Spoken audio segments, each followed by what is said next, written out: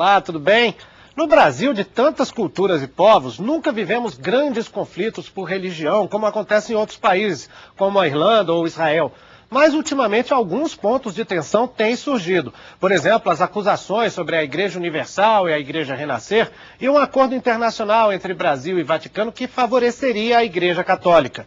Dizem que política e religião não se discute, mas aqui no Participação Popular a gente vai sim discutir a intolerância religiosa com o deputado baiano Luiz Bassuma, um espírita kardecista que está sempre ligado a discussões religiosas na Câmara, e com o deputado mineiro George Hilton, que fez o projeto da lei que regulamenta a liberdade religiosa, aprovado aqui na casa.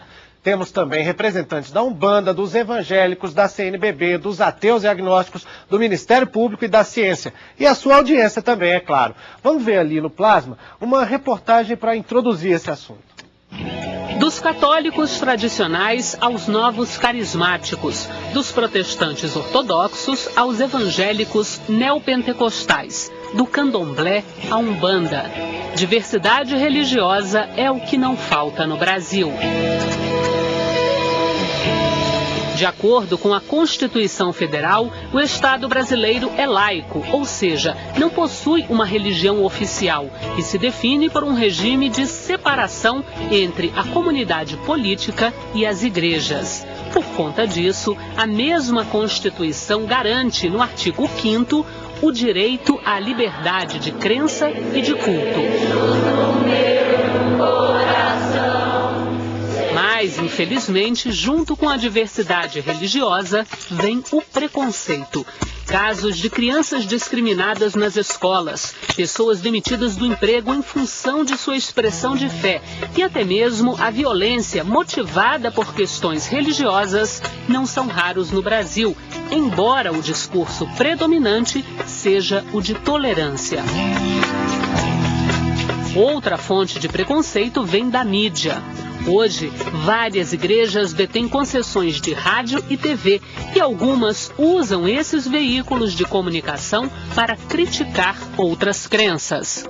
Para coibir esses abusos, falta no Brasil um mecanismo de punição mais rigoroso aos casos de intolerância religiosa, que muitas vezes são tipificados apenas como calúnia ou injúria. No Congresso Nacional, tramitam diversas propostas sobre o tema. E enquanto uma legislação forte não vem, uma das saídas é apostar na conscientização. Começar esse debate com o deputado George Hilton. O senhor apresentou como substitutivo do acordo Brasil-Vaticano, o senhor apresentou um outro projeto, que na verdade era quase o mesmo projeto reescrito, né? Por que isso? Como o senhor analisa o acordo que foi feito entre o Brasil e o Vaticano? Por que essa mudança? Fabrício, na verdade, o nosso projeto ele não teve o objetivo propriamente de copiar o acordo da Santa Sé.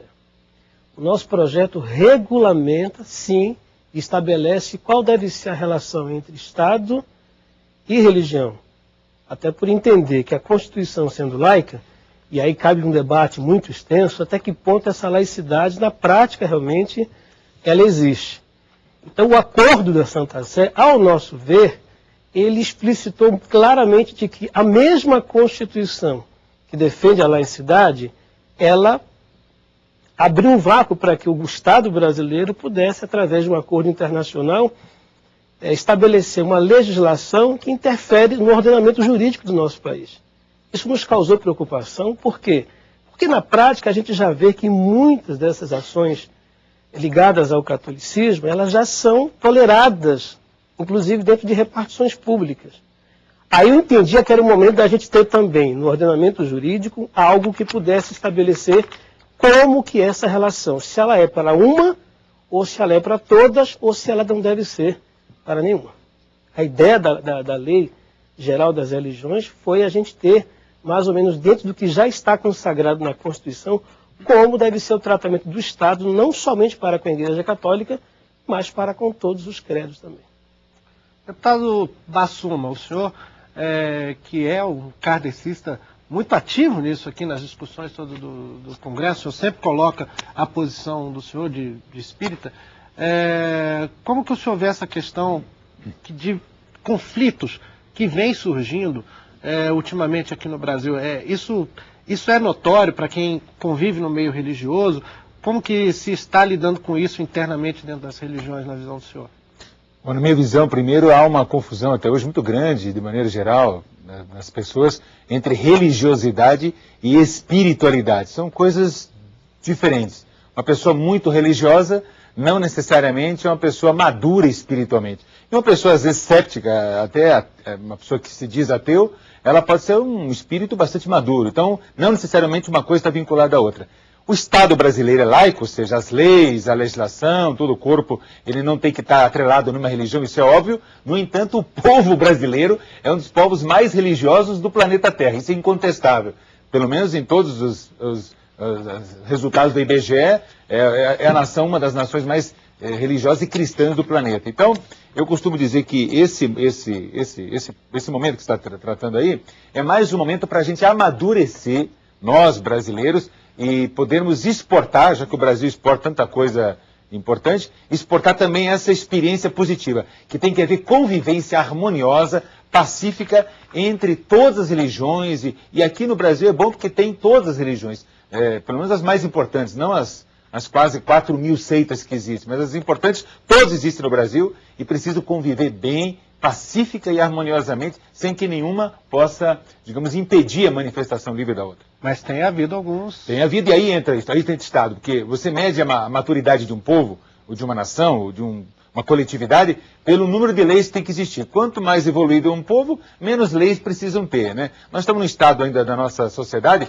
que tem que ter uma lei, dizendo que não pode matar, não pode roubar. Nós estamos ainda atrasados. Aí vê que não devíamos estar assim. Então precisa que essa casa, eu falo agora como deputado federal, ela tem que estar atenta, participando ativamente, para que as leis não venham atrapalhar, mas venham a ajudar no processo de convivência harmoniosa e pacífica, sem que uma religião não interfira na outra, e muito menos as religiões venham interferir no Estado. Mas é preciso que haja essa interação, sem dúvida.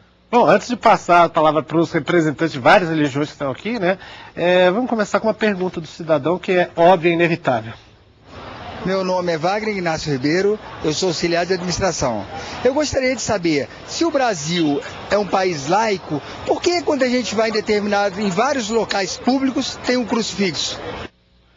Eu vou aproveitar essa pergunta e passar a palavra para o Daniel Sotomayor, que está aqui do meu lado, que é da Associação Brasileira de Ateus e Agnósticos. Daniel, como é que você responde isso? A resposta é simples, é só olhar para a nossa história. Apesar de não termos tido guerras religiosas como Israel, nós tivemos conflitos religiosos muito intensos, mas eles nunca deram notícia, porque eles aconteceram geralmente nas senzalas, eles aconteceram pela catolicização à força de índios e negros. Então, em 4/5 da nossa história, nos primeiros 4 séculos, não havia liberdade religiosa e o Estado impunha isso com força de lei. Então, nesses 4 séculos, é claro que o Estado se misturando à religião, ele representava a religião. A força da fé vinha com a força do império. Então, era natural que, apesar de ilegítimo, os tribunais, os hospitais, todas as casas públicas tivessem crucifixos. Isso ainda hoje? Pois é, a lei mudou, mas a prática não, como acontece tantas vezes no Brasil. A cultura pela lei, né? Deveria. A escravidão acabou pela lei. A cultura do racismo deveria ter acabado, e a gente continua lutando contra ela. O fato dessa cultura ser antiga não significa que seja boa. Ela era ilegítima quando da época do Império, porque qualquer imposição religiosa é ilegítima, e ela continua sendo ilegítima. Só se continuou com essa imposição a todos os cidadãos de lá para cá. E, infelizmente, quando a gente vê uma prática social muito comum, a gente tende a aceitar. As pessoas começam a se questionar, que percebem o absurdo. Como é que realmente, como o cidadão perguntou, como é que um Estado que não tem religião e que deveria olhar para todas as religiões com igualdade, como é que ele tem o símbolo de uma? É claro que um é mais igual do que os outros nesses casos. E é por isso que a Associação Brasileira de Ateus e Agnósticos e muitas outras instituições religiosas estão lutando por essa efetiva igualdade, essa efetiva laicidade do Estado brasileiro. Passar mais ou menos a mesma pergunta aqui para o Libânio Alves Rodrigues, que é do Ministério Público do Distrito Federal, procurador. Libânio, como que o Ministério Público lida com essa situação? Está escrito na Constituição que é um Estado laico. E é evidente, e muitas vezes, que não é tão laico assim, o Estado. Como que o Ministério Público lida com isso? O papel do Ministério Público é sempre exigir o cumprimento da lei, né? E é o que a gente tenta desenvolver. É óbvio que o Ministério Público, assim como o Poder Judiciário, como o Poder Legislativo, o Poder Executivo, não ficam isentos da forma do pensar dos seus dirigentes. E o problema acontece justamente isso. Quando se há um dirigente ou uma pessoa influente num poder ou numa instituição, e essa pessoa é investida, é imbuída de um pensamento religioso, é óbvio que isso perpassa o papel que ela deve exercer e acaba religião e poder público, religião e Estado se confundindo pela figura dos seus representantes. O papel do Ministério Público é exigir que a lei seja cumprida. E aqui eu vou falar de uma experiência que é do Distrito Federal, que agora recentemente é um projeto de lei tramitando na Câmara Distrital, em que serão regularizados os templos religiosos erguidos aqui de maneira irregular em áreas públicas que há destinação para aquilo, outras que não há destinação, outros encravados em áreas residenciais. Isso causa transtorno para a população que às vezes até professa aquela religião, mas que gera uma série de transtornos porque não é o local adequado. E qual foi o papel do Ministério Público? Exigir que todos os credos, todas as crenças fossem devidamente contempladas. O que aconteceu e que nós estamos vendo na prática, ainda não é o momento do Ministério Público agir, porque a gente age.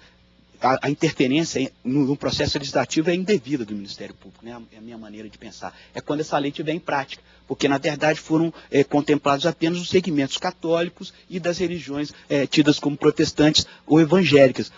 As religiões de matriz africana, em regra geral, os centros de Umbanda, de Candomblé, foram completamente esquecidos. Outros segmentos como os espíritas, seixonoês, messiânicos, até porque não sofrem uma devida retaliação, as religiões de matriz africana. Eu tenho aqui exemplos, assim, alguns para contar, porque eu oficio também no núcleo de enfrentamento à discriminação do Ministério Público, né? Então são casos chocantes de como o colega estava falando aqui que os embates religiosos no Brasil acontecem sempre na surdina, na senzala principalmente. Ninguém fala da história dos negros islâmicos que vieram para o Brasil, que foram acabados, foram exterminados inicialmente. Por quê? Porque os negros de religião islâmica eram tidos como foco de resistência. Então, eles eram degradados, devolvidos. Então, o Brasil tem essa aparente situação de uma tranquilidade, de tolerância, mas não é bem assim, né? Porque essas coisas...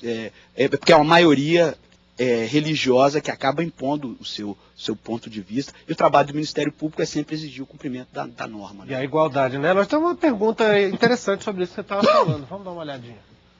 Meu nome é Ana Maria Gonçalves Reis, eu sou funcionária pública e eu gostaria de saber o porquê do preconceito com as religiões Candomblé e Umbanda.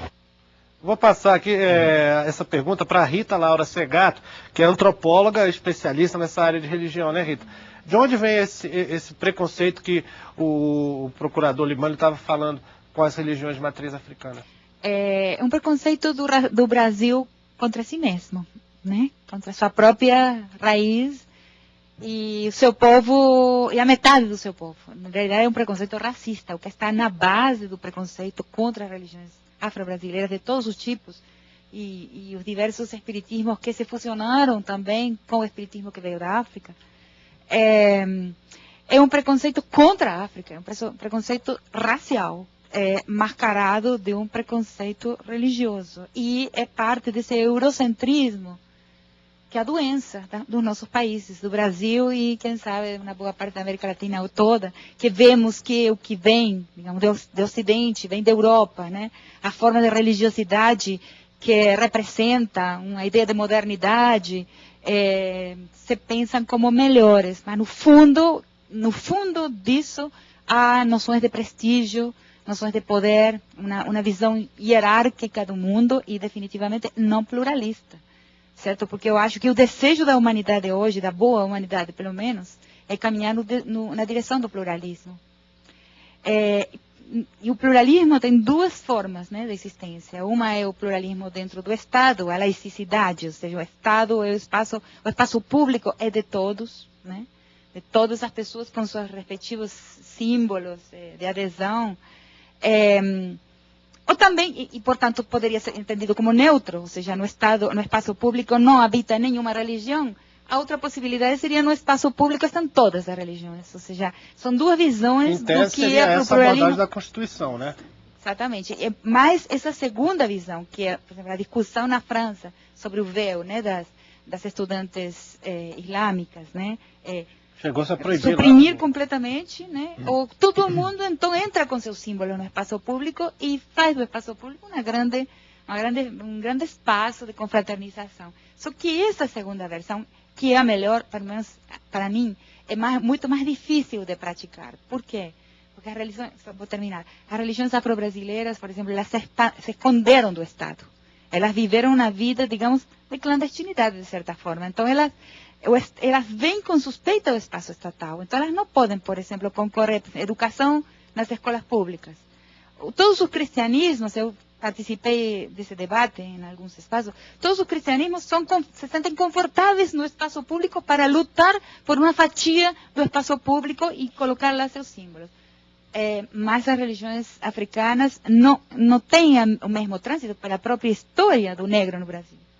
Elas não têm esse trânsito fácil nesse espaço, que deveria ser de todos. Inclusive as religiões indígenas também aqui no Brasil hoje, pouco se fala delas. Exatamente, pouco se fala, elas têm muito a oferecer em termos de espiritualidade, né? E muitas soluções para a vida.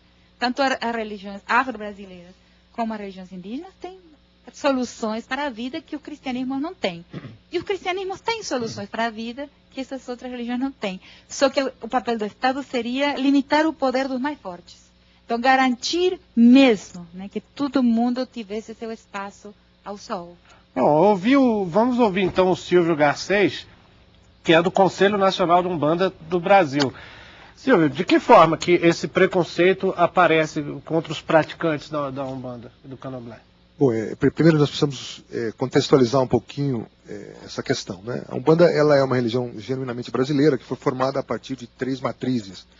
Uma matriz ameríndia, que era o índio que vive aqui na Terra, uma matriz indo-europeia, que são os colonizadores que vieram, e uma matriz negra, que foi trazida para cá com o processo de escravidão. Muito bem, a partir daí se formou uma macroetnia, que se manifesta através de uma diversidade rito-litúrgica muito grande. Então você vai encontrar traços dessas etnias até na própria formação do povo brasileiro. Então é muito apropriado o que a doutora Rita fala, porque esse tipo de preconceito ele acaba sendo contra o próprio povo brasileiro. A questão é que os cultos afro-brasileiros e a Umbanda, eles tentam se manifestar, tentam se contextualizar e tentam aparecer não simplesmente como adereços folclóricos, mas foi a partir de muito pouco tempo que o poder público começou a olhar, e essa casa, na pessoa do deputado Adão Preto, que saudoso deputado Adão Preto, que não está mais entre nós, foi ele que nos abriu as portas para que a partir daí nós trouxéssemos a discussão dos cultos afro-brasileiros e da Umbanda para cá, com audiências públicas, com a comemoração do centenário da Umbanda, e aí sim, você cria uma visibilidade maior e as pessoas começam a perceber que a Umbanda e os cultos de nação não são religiões que estão ligadas a aspectos folclóricos. Existe todo um escopo muito profundo, uma liturgia e uma teologia muito avançada, que certamente poderá... Ou seja, é uma religião de verdade. Na realidade, o que falta é conhecimento, não é? Eu acho que existe propaganda enganosa e não se deixou que os cultos afro-brasileiros e a própria Umbanda se manifestassem. Hoje o Estado avança. Porque nós temos em São Paulo uma faculdade de teologia umbandista que foi credenciada e autorizada pelo Ministério da Educação. Isso é um avanço. A primeira faculdade de teologia umbandista do mundo, inclusive da qual eu sou professor. Então isso é um avanço, mas é pouco ainda. Eu acho que ações como as dos deputados... Não, mas no dia a dia, como é que se manifesta o preconceito? Ele é velado muitas vezes, porque ninguém explicita isso, né? Por exemplo, eu sou professor também, né? E eu professo claramente a minha condição de umbandista e muitas vezes eu sou colocado de lado em muitas das ações onde eu trabalho por conta disso. Isso acontece em todos os lugares. Porque todos os praticantes às vezes enfrentam alguma coisa dessa. Sim, macumbeiro. Exatamente. Aliás, o termo macumbeiro, a macumba quer dizer tambor, na língua quibundo.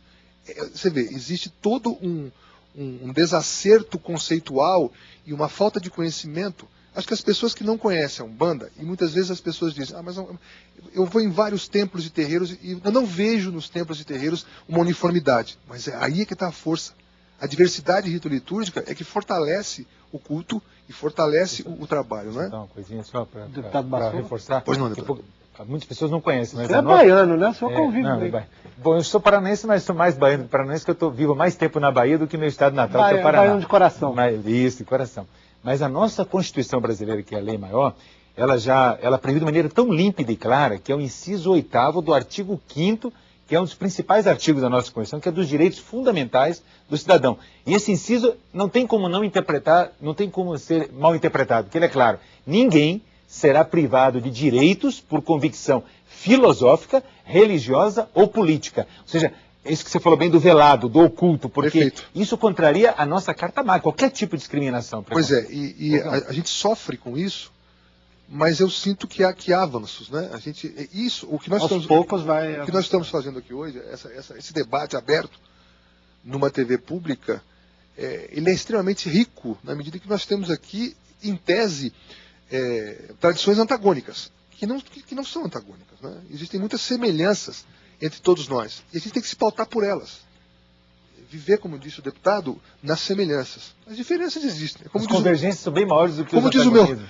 Como diz o meu pai, nós somos diferentes, mas não somos desiguais. Né? Eu acho que isso é muito importante. E o preconceito existe. Existe preconceito com obesidade, existe preconceito com opção sexual, infelizmente preconceito religioso. Cláusula pétrea da Constituição, o Estado laico, liberdade de culto e rito. Mas a gente vê que a gente tem muito que caminhar ainda, não é? É isso. Perfeito. A gente tem uma pergunta relacionada a isso que foi levantado, mais uma pergunta do cidadão. Vamos dar uma olhadinha. Roseli, eu sou DJ e eu queria saber qual é a punição que uma pessoa vai levar por ofender uma pessoa pela religião dela. Acho que é o Libânio que pode falar, né? Exceto a previsão da lei que trata sobre discriminação lato sensu, a gente tem a previsão do Código Penal, que é o artigo 140, parágrafo 3º, que carrega ali a injúria qualificada. É a maior pena hoje aplicada nos crimes contra a honra, né? Que é quando você destrata uma pessoa, ofende a honra subjetiva dela, com características de discriminação racial, religiosa, de origem. Essa eu acho que é a única pena concreta que se pode se aferir, até do nosso princípio constitucional de que você não pode apenar ninguém sem uma lei anterior que estabeleça aquilo como delito. Então, mas isso é uma interpretação. As pessoas levam isso para a justiça quando são ofendidas? Não levam. O Brasil, se a gente fizer um esforço assim, hercúleo, até mesmo com relação à discriminação racial, da qual eu acho que a discriminação religiosa é um derivativo, você não vai encontrar um caldo jurisprudencial substancioso, porque essas coisas acabam morrendo na primeira instância, porque o juiz arquiva o procedimento, às vezes o promotor de justiça, se é um caso que extrapola a área da ação penal privada, ele acha que, por uma convicção própria, que não é um caso, e eu vejo isso porque eu trabalho nessa instituição, né? Às vezes não tem relevância. Ou que isso deve ser resolvido de uma maneira conciliatória. A Rita está doida para falar ali. Passa o microfone para ela, por favor, Libânio. Justamente aí estaria o papel da escola, mas a gente está ainda quase perdendo a escola para fazer esse papel. Eu acho que não é o papel da lei, porque a lei já está superinflacionada. Ou seja, os juízes, todo o aparelho do judiciário não dá conta. E não é pelo castigo, a nossa lei é muito punitiva, né? Ela pensa sempre como vamos punir. Não é aí, seria como se produzem numa escola cidadãos ecumênicos, cidadãos cosmopolitas, cidadãos tolerantes. E justamente estamos no risco de ir no caminho contrário disso aí. Né? Que seria o quê? Que seria, digamos, um tipo de educação religiosa na escola que aumentasse, que seria uma catequese, que seria contra o processo da construção do pluralismo. Bom, deputado Jorge Hilton, o senhor colocou no seu projeto de lei a proibição ao proselitismo no ensino religioso. Nós corrigimos o que o tratado previa. O tratado previa o ensino católico nas escolas. Nós, observando a isonomia que a Constituição garante a todos os credos, nós, então, tiramos. Eu não poderia emendar o tratado. Aliás, os tratados internacionais eles não podem ser emendados. Tem que ser um outro aprovados ou rejeitados. Então, Eu até disse em algumas entrevistas que a lei geral é inclusive para a Igreja Católica, porque ela, na verdade, traz... Alguém disse, mas para que você fazer uma lei de uma coisa que já está na Constituição? Bom, o artigo 5º diz que na forma da lei devem ser garantidas aquilo. Ou seja, o próprio Constituinte preveu a necessidade de que tinha que ter uma legislação que pudesse regulamentar como se daria isso. Então, a partir da lei geral, a Igreja Católica, qualquer credo, não poderia e não estaria fora dessas garantias e dos deveres que teria. Mas o tratado, que deve ser questionado no Supremo, ele incute a ideia de um ensino que é confessional, porque ele diz ensino católico e de outras religiões. Ao nosso ver, ensino religioso tem que ser no local onde a pessoa exerce o culto dela ou na família, no seio da família. Mas a lei geral abrange aspectos históricos e filosóficos que também separar um país. Uma multiplicidade de credos, como bem disse Bassuna, e não abordar nas escolas o aspecto histórico disso aí, até para que a gente entenda como se deu a formação dos cidadãos. Eu sou a favor de um ensino religioso no aspecto histórico, filosófico, mas não no aspecto confessional. É isso que a lei geral determina. Bom, eu queria ouvir o Carlos Moura, que está aqui representando a Confederação Nacional de Bispos do Brasil e é secretário executivo da Comissão Brasileira Justiça e Paz, que é ligada à CNBB. Carlos, realmente, esse acordo internacional, a seu ver, era essa mesma interpretação que se podia fazer sobre o catolicismo na escola? Ou houve uma interpretação errada desse acordo, na sua visão? Como é que você enxerga isso? Com relação ao acordo, que não é um acordo com o Vaticano, é um acordo com a Santa Sé, alguém já disse aqui, eu não sei se foi o deputado Assuma, que ele veio consolidar já muita coisa que já existia, né? Que na prática já existia. E eu vejo que trouxe grande contribuição, até porque suscitou a lei aprovada pelo deputado George, não é? Quer dizer, suscitou um trabalho de alguém interessado e que veio responder a um anseio de parte da sociedade brasileira. Então, ou seja, eu vejo por aí. Mas o senhor interpreta então que, na verdade, o acordo ele veio oficializar uma coisa que a própria sociedade já queria por ser uma maioria católica? Não, eu não disse isso. Agora, eu afirmo o seguinte, que a nação é religiosa, né? O Estado é laico, mas a nação é religiosa. Então, essa manifestação, por intermédio do acordo brasileiro com a Santa Sé, ela veio consolidar o que na prática já estava existindo e dando oportunidade e abrindo caminhos para que outras religiões pudessem seguir. Eu me lembro bem, você está preocupado com o tempo, mas é importante dar testemunhos. Dar testemunhos. Não podem ser longos, hein? Não, serei breve. Eu, enquanto um agente do Estado brasileiro, né, quando presidi a Fundação Cultural Palmares, agente do Estado brasileiro, tive a oportunidade de contribuir para que algumas casas de candomblé na Bahia, em Minas Gerais, no Sergipe, fossem restauradas. O Estado é laico. O Estado é laico.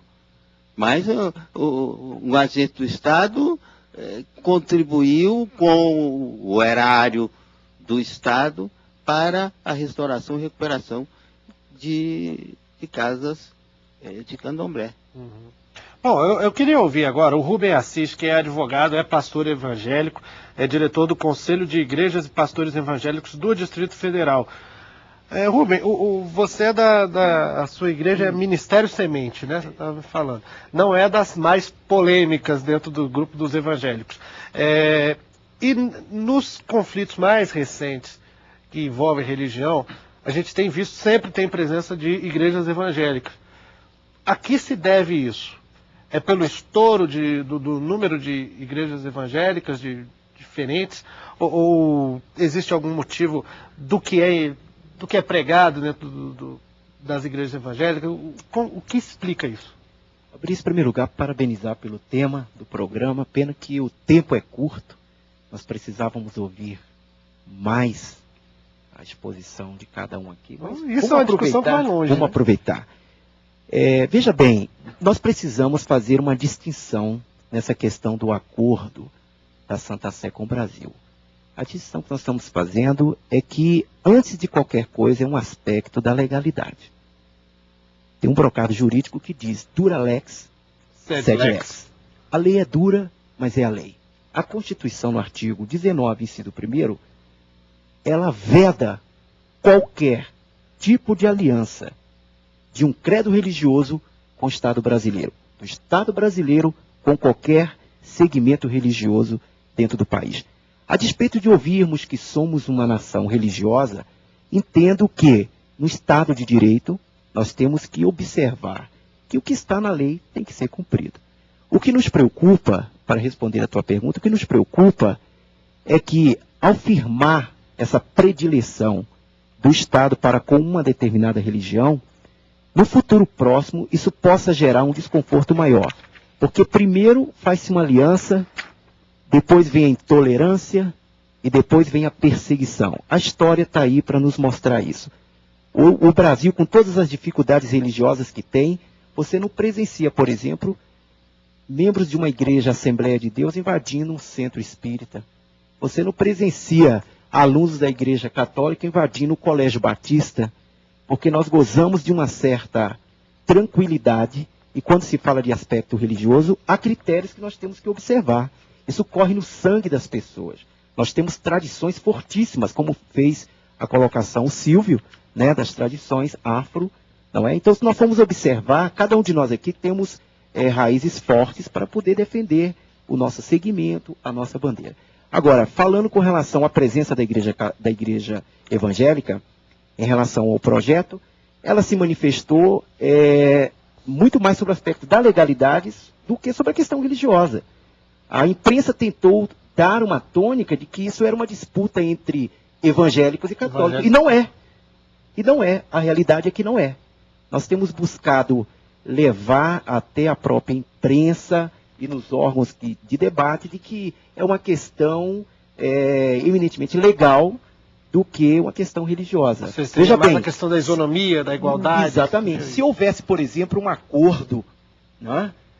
Vamos dizer que esse acordo fosse voltado, o que é impossível sob o aspecto da legalidade, mas fosse um acordo firmado única e exclusivamente com os evangélicos. O nosso ponto de vista, pelo menos a grande maioria do segmento evangélico, ia se posicionar da mesma forma pela sua ilegalidade, porque estaria violando o mesmo artigo 19, inciso 1º. Veja bem, se nós hoje temos uma situação consolidada, e o Brasil ele é vitrine, Fabrício, nesse aspecto da religião, todos os povos que vêm para o Brasil, você foi na Asa Norte, você tem as mesquitas, você vai no Clube Bandeirante, você tem um centro, você vai na Asa Sul, você tem... Nós temos essa paz religiosa. Bem colocou a doutora Rita, né, antropóloga, sobre as questões de abuso. Mas são questões pontuais, e aí eu entro também nessa questão de que o Estado tem que impor e talvez melhorar o aparelhamento social no que diz respeito ao ordenamento jurídico, para que possa coibir, não é, e punir essas questões pontuais. Mas esse equilíbrio que há entre as religiões é uma riqueza que o Brasil tem, não deve perder. Há um retrocesso, seja qual for a predileção do Estado em relação a qualquer um dos nossos segmentos aqui representados. Mas é porque eu queria eu queria até aproveitar isso que você falou, para a gente dar uma olhada num documentário que está na internet até, para quem quiser ver, que foi feito pela Rede Manchete ainda, há muito tempo.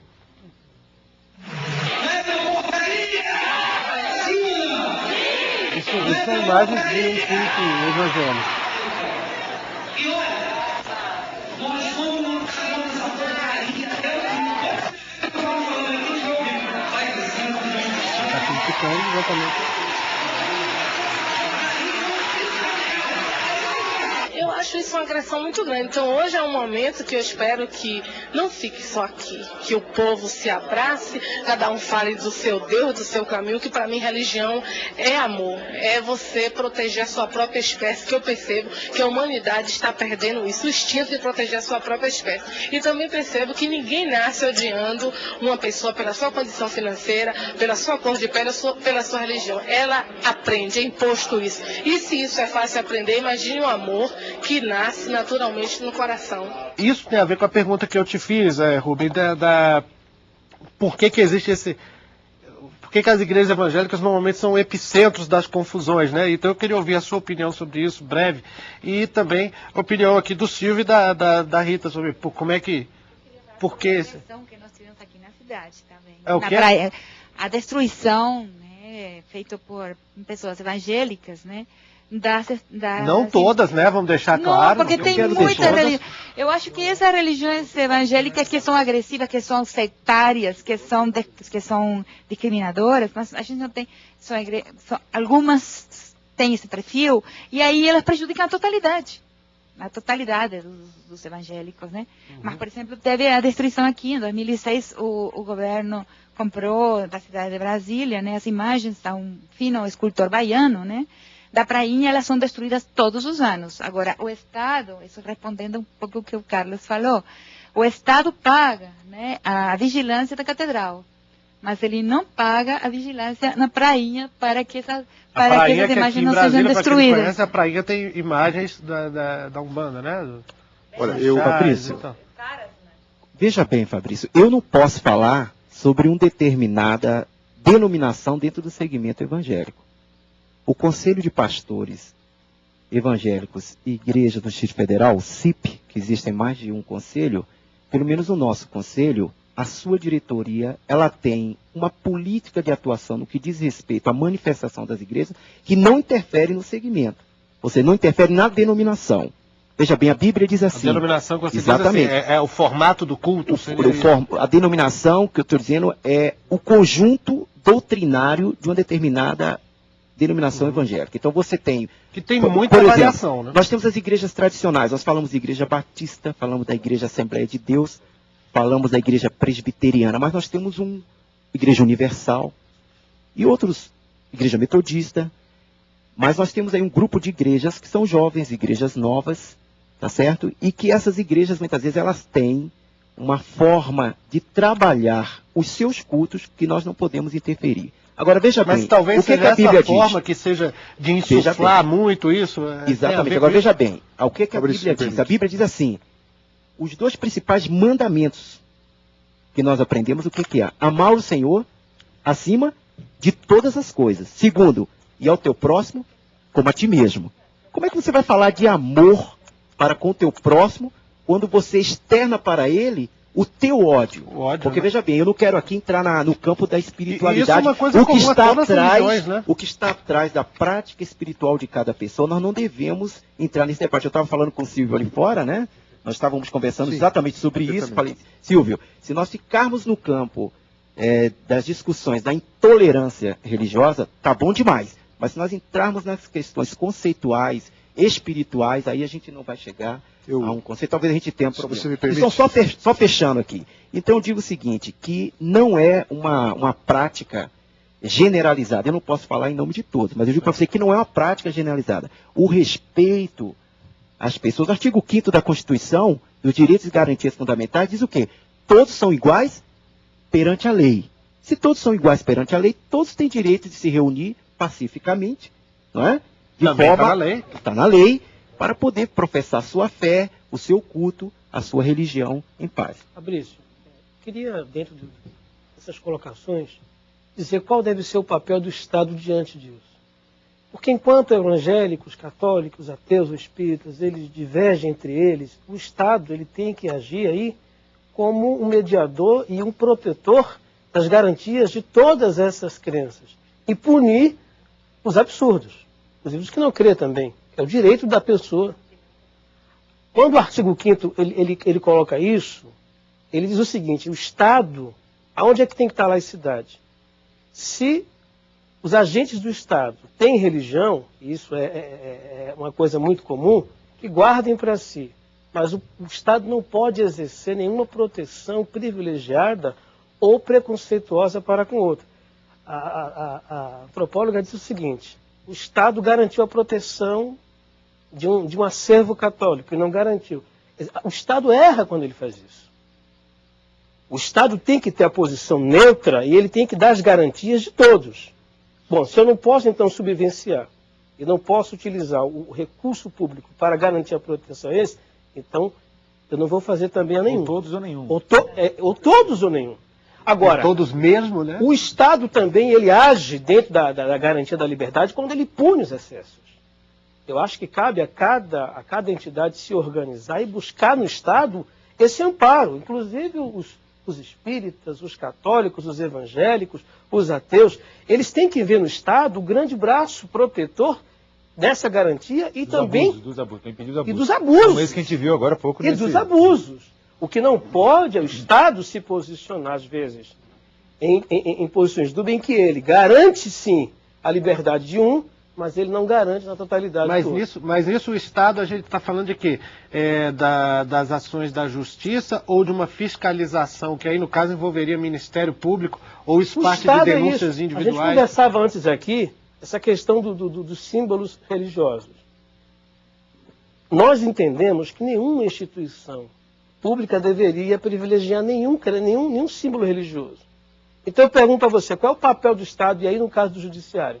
Tinha que interpretar a lei, a Constituição, naquilo que diz que não se pode ter essa associação porque o Estado é laico. Agora, quando ele abre isso para e o perigo muito grande é esse que nos preocupa, ele abre para que todas as entidades ou expressões de fé ou de crença queiram também do Estado também esse mesmo amparo. E aí começa a gente ter essa intolerância. Eu acho que a grande intolerância, ela não pode ser patrocinada pelo Estado. E acaba que, nos acontecimentos que a gente vem vendo no Brasil, desde a época do seu descobrimento, é que o Estado, de alguma forma, ele acaba colaborando para essa intolerância, quando ele utiliza o seu aparato para beneficiar ou para prejudicar alguém.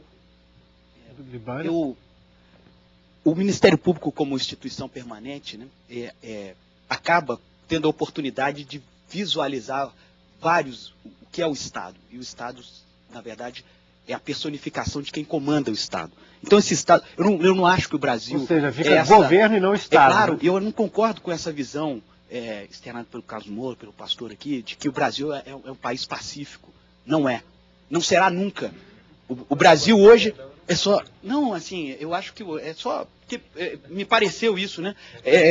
O Brasil só é pacífico enquanto as coisas permanecem como elas estão. Então, por quê? No Rio de Janeiro, os bandidos que são convertidos por qualquer credo, a maior parte deles são protestantes ou evangélicos, eles vão nos centros de Umbanda ou de Candomblé e dão 5 dias. Porque senão eles não vão retirar as pessoas, eles vão matar aquelas pessoas lá. Então aqui tem vários degredados do Rio de Janeiro. Aqui em Brasília é o Estado que retira os centros. E a Constituição fala lá no artigo 5º, inciso 6º, da liberdade à crença e a proteção aos locais onde essas crenças... não pode permitir. Mas o Estado faz, deputado, porque o Estado, ele na verdade, nós observamos isso, porque os governos passam, as legislaturas passam, mas o Ministério Público está ali vendo. O Estado é quem comanda, é o l'état c'est moi. Para acabar da antiga. Sabe? Então, já aproveitando isso aí... No dia que o Brasil começar a dividir benefícios administrativos e renda de verdade, toda essa discussão sobre racismo, ela vai se aflorar de uma maneira brutal e nós vamos ver a face do país, que começa com essa questão da intolerância religiosa, que é muito fácil de ser verificada. A gente já está com o tempo aqui no limite, então só para... Como o deputado Bassuma ficou muito quietinho, eu vou perguntar para o senhor, deputado, como que se pode resolver esses problemas? Existe essa intolerância que está sendo mostrada aqui na política mesmo. A gente vê aqui no Congresso Nacional muitas vezes questões que deveriam ser analisadas sob a luz da laicidade. Elas se envolvem com a discussão. O senhor mesmo participou de discussões sobre a questão da legalização ou não do aborto. Como se pode resolver, chegar a uma solução para isso? Bom, aí a solução nunca será pela repressão, nunca será pela lei. Ela será pela educação, claro, pela cultura. Porque qual é o conceito de religião? Eu queria pegar isso. A religião é uma coisa pessoal. Tem pessoas que não precisam. Daniel mesmo ele diz, eu não preciso de religião. Minha vida está bem, eu não preciso. E quem precisa de religião, para ela, é uma coisa importante. Onde que está o problema nisso? É quando você, ao querer defender a sua como a mais importante ou a única, você passa a querer impor. Esse é o problema, esse é grave. E aí eu queria então, isso é meu tempo curto aqui, mas eu queria citar um exemplo de um cientista, ó.